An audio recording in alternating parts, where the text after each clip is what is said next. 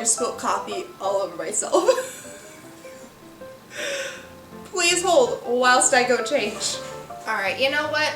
I just threw some Tide to Go on it and we're gonna just call it a day. Today, what I was going to share with everyone is just the story of how I broke my wrist. Yeah. I know I have mentioned this on my blog. The entire story of how I broke my wrist is on my blog. And my plan was to make this video when I was still in a hard cast. However, obviously that didn't happen because now I am in a brace, just doing some at-home PT and OT stretches to get my mobility back. Where to begin with this story? What people don't realize is when they ask me how did I break my wrist, it actually really is a loaded question, because the short version is I got rollerblades and I fell. But from that you could get the, well, why did you get rollerblades? And the answer to that question is, well, I needed some sort of physical activity besides walking. So yeah, I guess we'll start from there. Many of you know, and if you follow me on my blog, I know I've mentioned it there. I don't think I have mentioned it on this channel, but for those of you that are unaware, I go to circus school in my normal, non-pandemic life. I try to go 2 times a week. In the past I was able to go 4 to 5 days a week, which is great, but unfortunately my work schedule changed and I just wasn't able to do that. That was like 2 years ago I was able to do that, but now with my normal work schedule I try to go 2 days a week, and with pandemic obviously that closed. So I had been doing some at-home workouts and things, just, you know, videos that my work provided for us. We have a fitness app that we can use with just different workouts and things like that. So I was doing that. I was going for 8-mile, give or take, walks almost every day. You know, it was great. I got to explore a lot of really cool nature trails and different nature preserves. I do have a really fun idea for one of them that at some point I will share with everyone. But it was great, but it wasn't doing anything for me in my metabolism and for my high level of activity. So I started researching different ways to burn calories and to participate in cardiovascular activities. And one thing I found was biking and rollerblading were 2 really efficient ways to do that, rollerblading being much more efficient than biking. So there was a bike shop that was allowed to remain open during the pandemic, but I wasn't terribly keen on renting bikes, even though I read their safety procedures, I read all their cleaning processes, and as much as I trusted them and as good of a quality as they were providing for their service during this time, I myself just couldn't do it. I researched different rollerblades, different inline skates, and I bought a pair. And they are great. In fact, I got the last pair of these specific kind of rollerblades, and they are rollerblade brand, so I'm not doing any type of branding thing. I got the last pair of these guys in at least my area, like the entire area of Florida that I live in. I picked them up from Academy, so I did curbside pickup, picked them up, and I was like, oh my god, I saw you walking with one of my items and not them. I thought, oh my god, what if you're out of them? And he goes, yeah, we got these in this morning and these are the last pair. Like, we only got 2 in and you got the second one. And I'm like, bless, great. Amazing. So I get them. Day 1 and 2 were fine. After day 1 and 2, I kind of realized I needed to learn how to slow down a little bit better.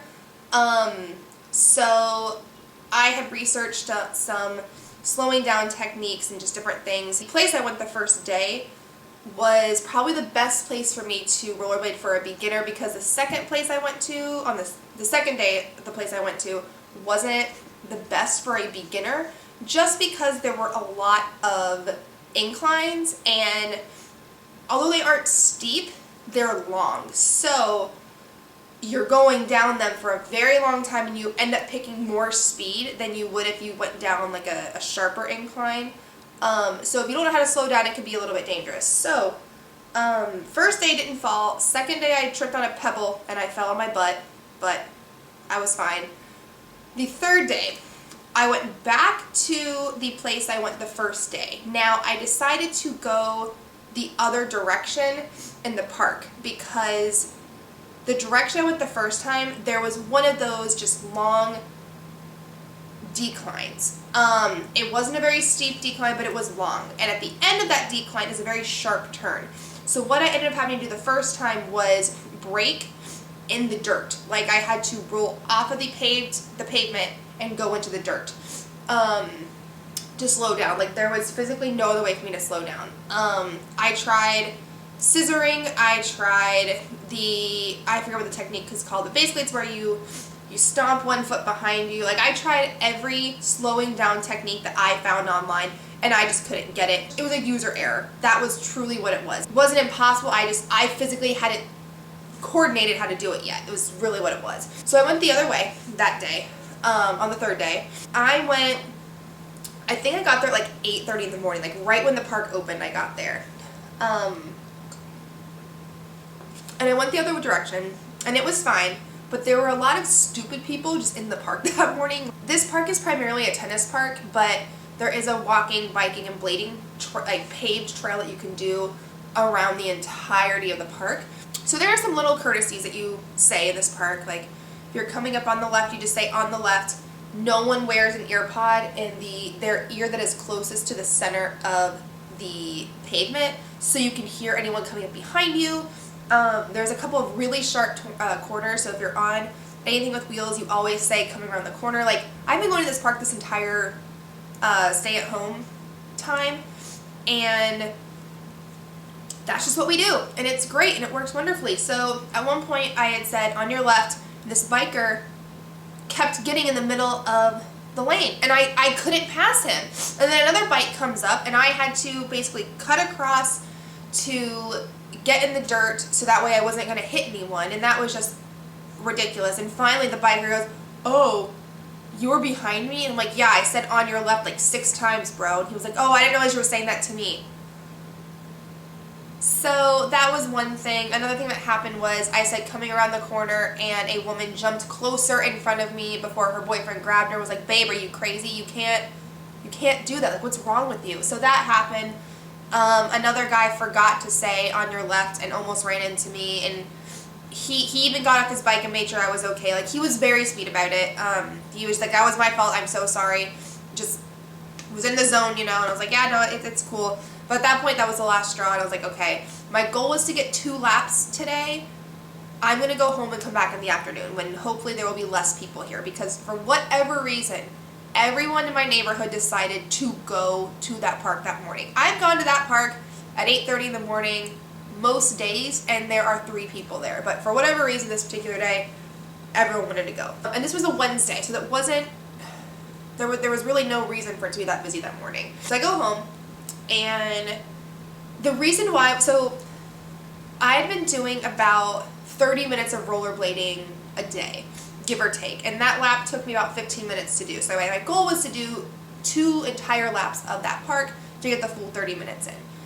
Now, 30 minutes of me blading equates about 2 hours of me walking. It's a good amount of calories and a good amount of activity that I'm doing in that point. I go back in the afternoon, and I mentioned that this is a tennis park, so that's important because there are paved walkways, and there are a couple paved Pargo or club car side streets. So the club cars can drive in between the tennis courts and deliver anything they need throughout the day.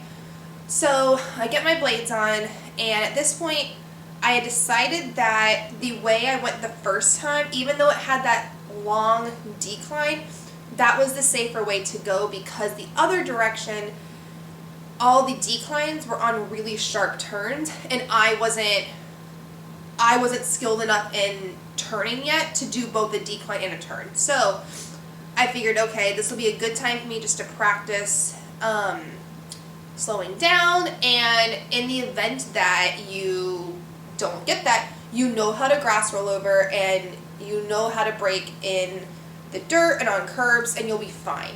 Spoiler alert, the story does not end the way that you think it is going to end, because I get my blades on and I'm on the sidewalk and I'm going to the trailhead and I'm skating my way. I pass the first tennis court, and you have to cross one of those club car roads. So there's an ADA sidewalk ramp that is, I don't know, 2 feet long. Like it's not long. Like it's literally just it's the slope of a curb. Like that's really all it is. It's just so you can cross that pavement. And I go down that, and I gain just a bit too much speed, and I go to do a grass rollover, but my wheel catches in a root, and I fall on my wrist. And yeah. So at this point, I truly just thought my wrist was sprained. I thought it was sprained. I wasn't in a lot of pain. I didn't hear any weird breaking noises, I guess.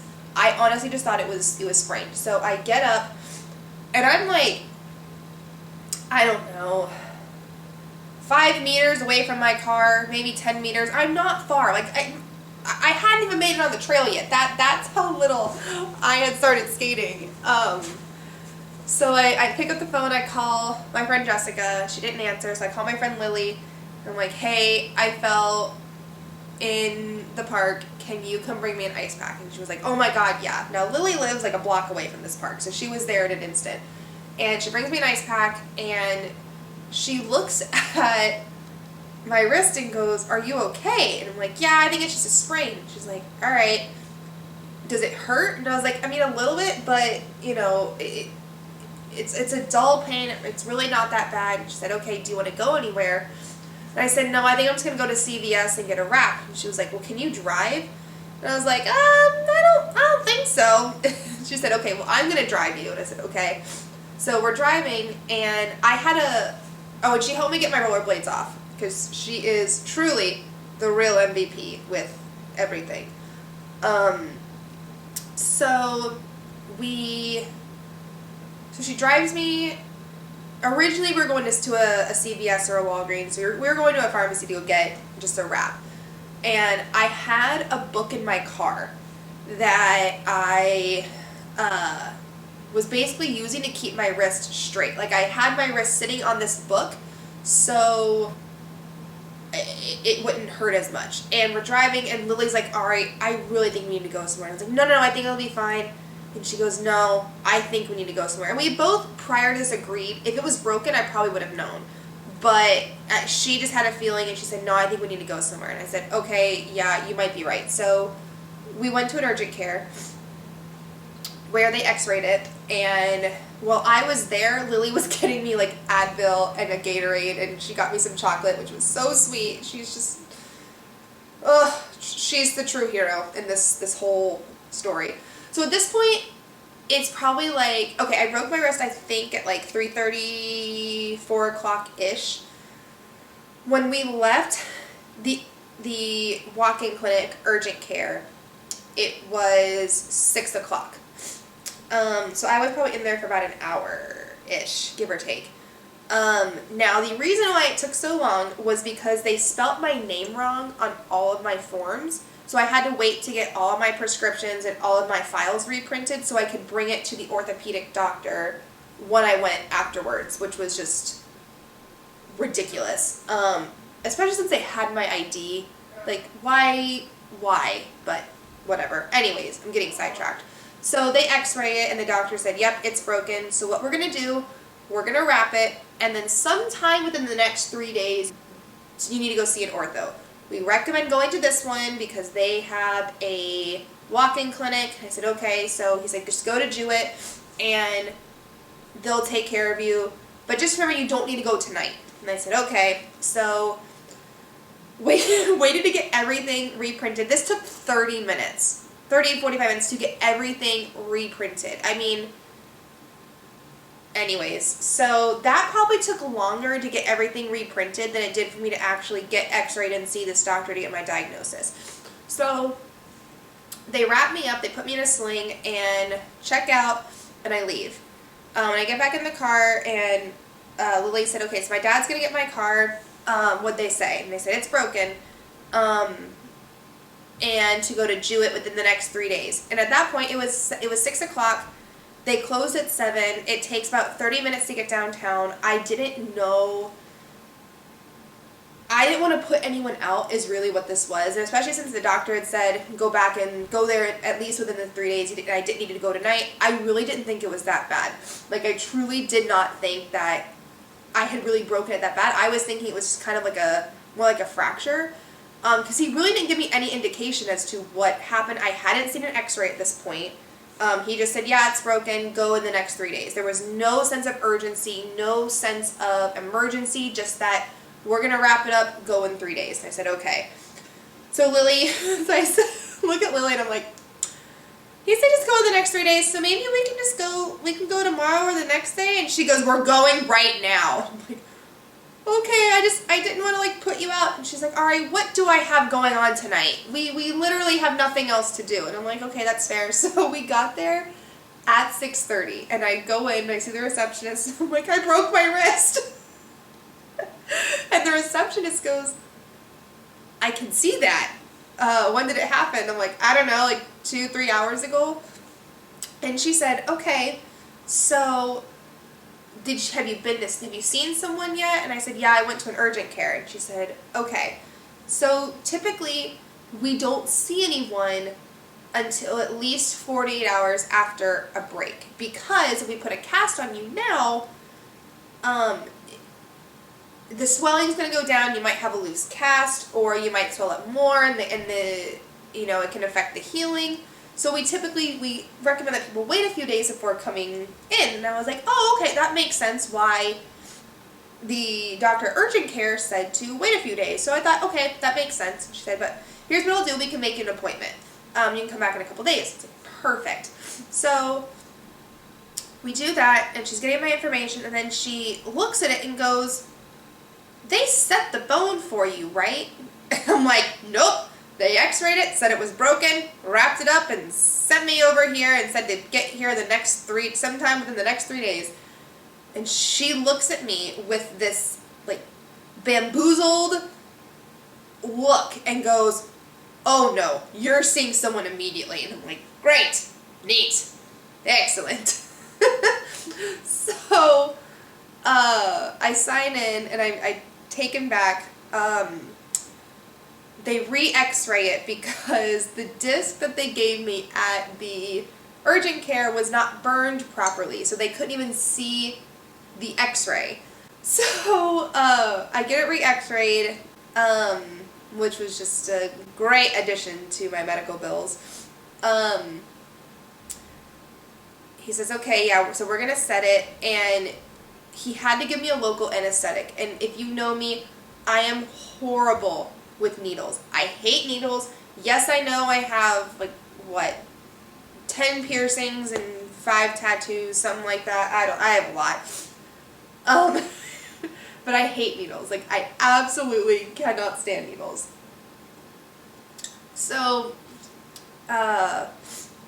he gave me the anesthetic. And truly, it wasn't that bad. I kind of feel silly for tensing up so much because it really wasn't terrible. I don't know what it is, but specifically my hand, when you have to put a needle in my hand, that is just the absolute worst for me. Like, if I have to get an IV, I always ask for it to go in my arm because I do not like getting needles in my hand. I think it's just because I have a lot of, I don't know, my hands aren't terribly big, maybe that's it. Like, there's not a lot of meat on my hands. Now there are because I do circus and whatnot, but I don't know. It's just with my hands, I don't like needles going in my hands. Like, I hate needles, but hand is way worse. So he gave me the anesthetic. I felt really silly afterwards. And then he set it. Now, I have a very high pain tolerance. I do not, however, have a very high pressure tolerance. That's really where it gets to me. But pain I'm fine with. So when he said it, the pain wasn't bad. Like, even though the anesthetic hadn't fully set in yet, the pain wasn't that bad. It was just the amount of pressure that was on it that really hurt. That really just was not fun and not comfortable. That was what really got me.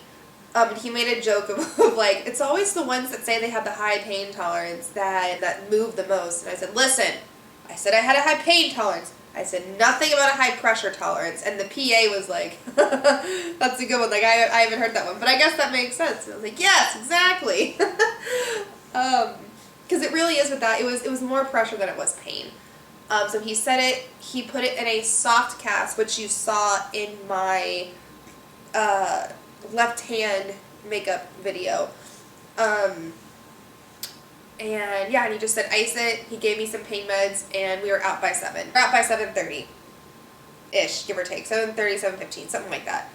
Because they closed at 7, he actually had a meeting at 7, and he was setting my bone whilst in a conference call, which was honestly the coolest thing ever. Like, let me just say this. My doctor, actually a superhero. He was incredible. And then he went on vacation halfway through my healing time, so I saw someone else, but he was also great. That's how I broke it. Life in a cast, not the greatest, especially because I had just found something for physical activity that I really loved and was really doing a lot for me, and it was helping me in so many ways because I was really getting...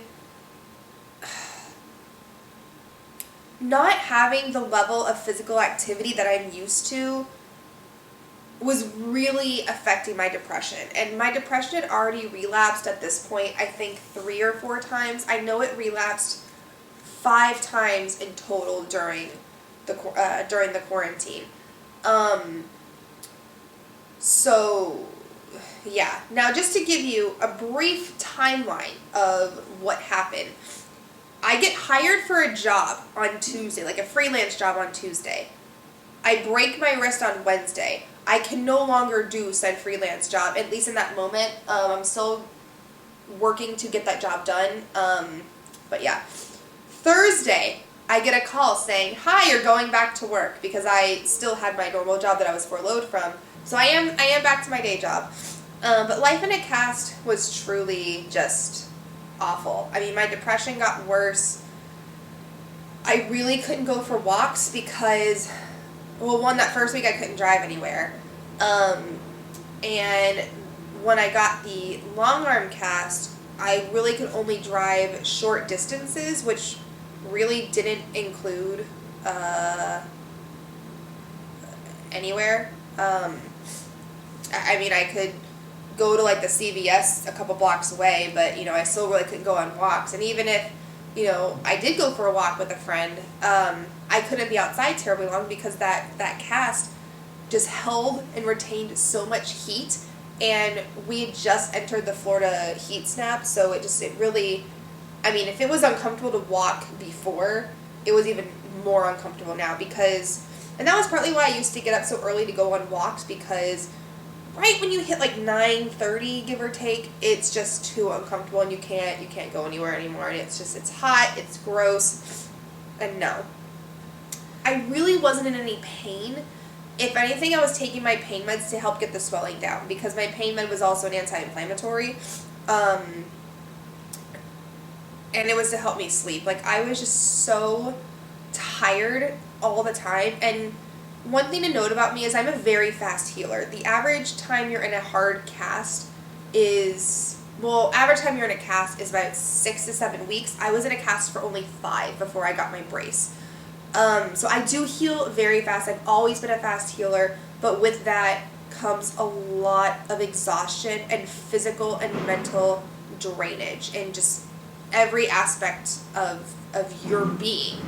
And that becomes exhausting. So you were exhausted from your day at work, and then you're exhausted from healing, and then you're exhausted from all of that. So it's a triple threat. It's a triple whammy, and it's not fun. It's not fun. And so the soft cast, the soft cast was truly the worst because my hand was swollen, my knuckles were bruised because of just the position that they were in the majority of the time. Now, I was able to wiggle them, and every 30 minutes I would wiggle them. If I was just sitting on the couch, I would be wiggling them just to keep the mobility up.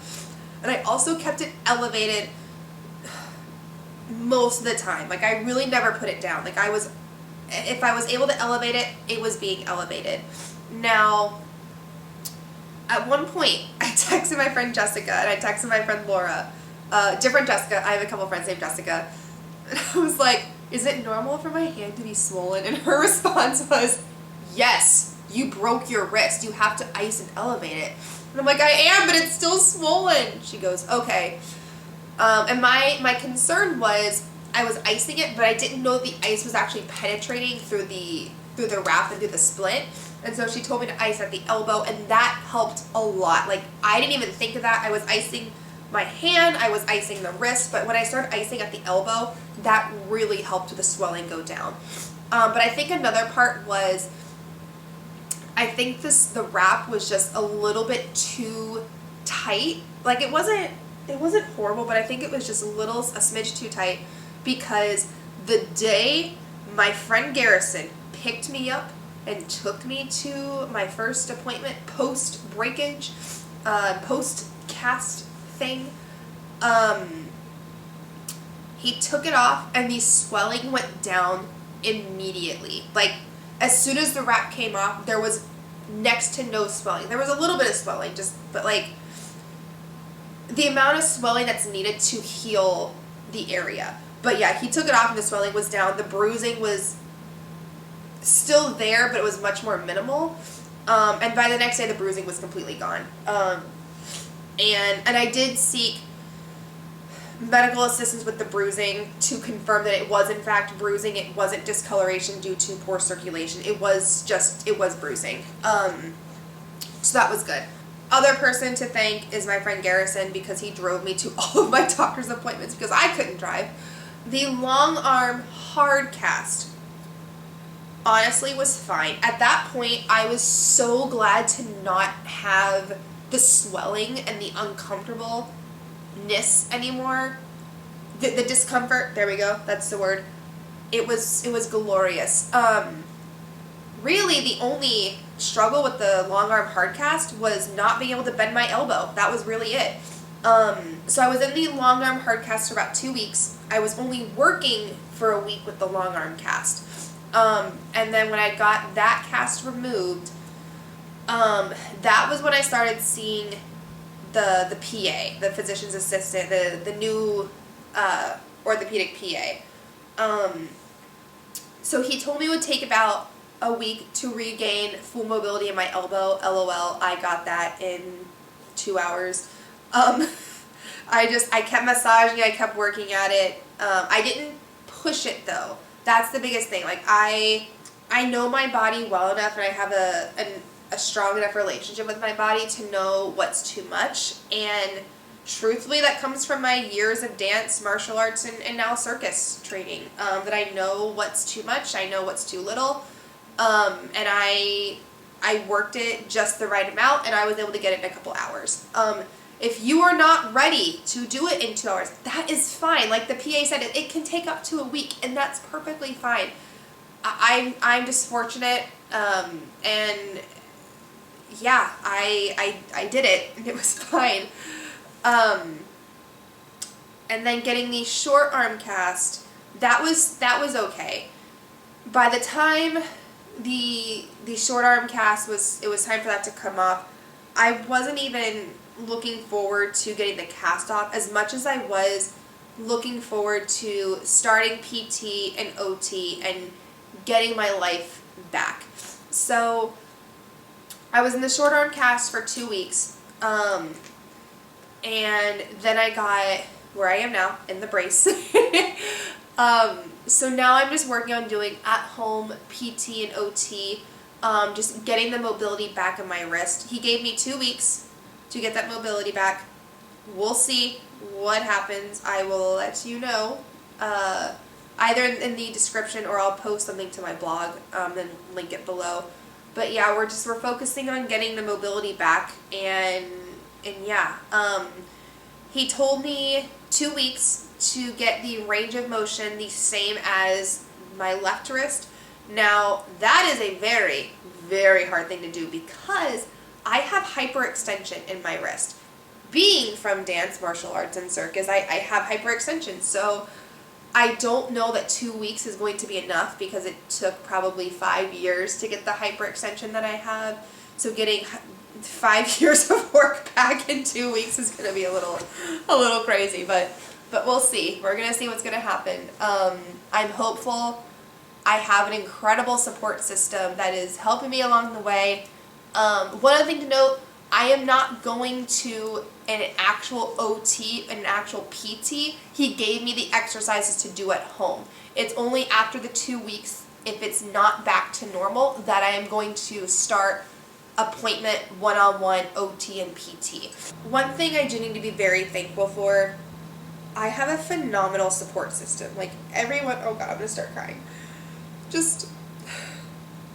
I'm very fortunate, okay? I have numerous friends that are in the health and medical field that helped me along the way. I have my best friends in OT. My other best friend is a podiatrist, so they were all, actually 2 of my best friends are podiatrists, so they were all just so helpful in helping my recovery and my healing along, and I know not everybody has that. I'm very blessed and I'm very fortunate that I had that, and I also had friends that lived here that dropped everything to help take care of me. Not that they had too much to drop because they both said that repeatedly, but they took time out of their busy schedules. They were, if I needed something, which wasn't often, they were there. Yeah, I'm incredibly thankful. My mom even offered to come down and help take care of me, though I think she just wanted to get away from a house of people. But yeah. My guinea pigs, they were a huge help. Sherlock, I think, became the most attached to me when I had my broken wrist. She's always been very attached to me, but I think she got even more attached to me during this. But anyways, I truly I had the best support system I could have ever asked for. I truly have the greatest family, and I mean that not just in the biological sense. I think if you know me, you know that I never mean family in the biological sense. I don't think family is biological. Family is pure relationship, and I have the greatest family and the greatest support system during this whole thing. Many people sat with me while I cried. Many people sat with me while I laughed, while I was healing, and it was, yeah, it was just great. My friend Ross, he kayaked me down a river during this. Lily and Jessica, you canoed me down a spring, which was fun. But yeah, I have the greatest support system. So I'm very, very thankful for that. I'm very thankful for you all out there. All right, so that's how I broke my wrist. If you have any questions, feel free to put them in the comments below. I would be more than happy to answer them for you. I'm just looking forward to getting back to life when I can and getting back to my normal physical activity. Yeah, so we'll see. But I also want to make sure I do it safely and as effectively as possible so I don't injure myself again, because a second injury on the same wrist would not be good at all. So, yeah, I hope everyone has a great rest of your day. Stay safe out there, and I hope everyone has a phenomenal rest of your week, rest of your day, rest of your month. Do all the good things out there. All right. Bye, everyone.